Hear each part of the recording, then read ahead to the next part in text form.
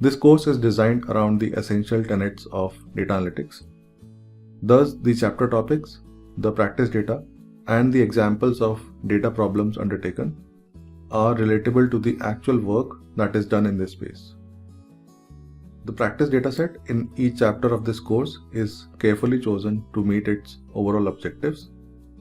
The examples undertaken address the key challenges that one faces while working on a live project. For example, handling variable formats, handling data anomalies, renaming variables in data summaries, or making custom functions more dynamic and reusable.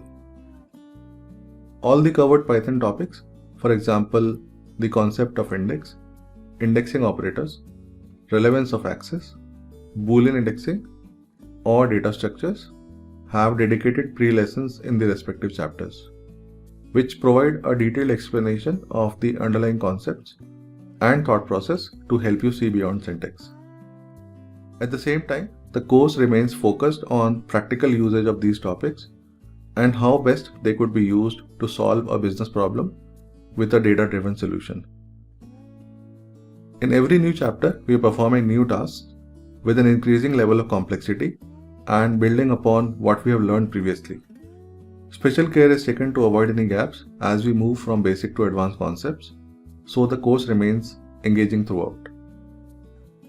This course will take a step-by-step approach and enable you to achieve 5 key milestones in the journey of data analysis, which are data ingestion and handling some of the common input data nuances, performing data quality checks and exploratory data analysis to assess input data relevance, adding richness to the input data by feature creation, which could serve the purpose of both model development and KPI reporting/dashboarding, creating meaningful data summaries and looking for insights to answer business questions, combining information from multiple files and making process improvements by making custom functions more dynamic. You can use this course as a step-by-step guide to get an in-depth exposure of what it takes to conduct data analysis and derive insights. You can also use to your advantage the detailed code demonstrations and the practice datasets provided with each chapter to get hands-on with good programming skills on Python, something that the working professionals learn in their beginning years. On the covered topics, you will also learn some of the best practices that you can put to use in your day-to-day work and see their benefits yourself.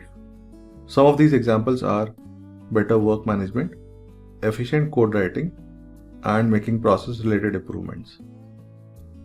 I really hope these details gave you a good overview of the course, and in case you do decide to take this course, I will meet you on the other side.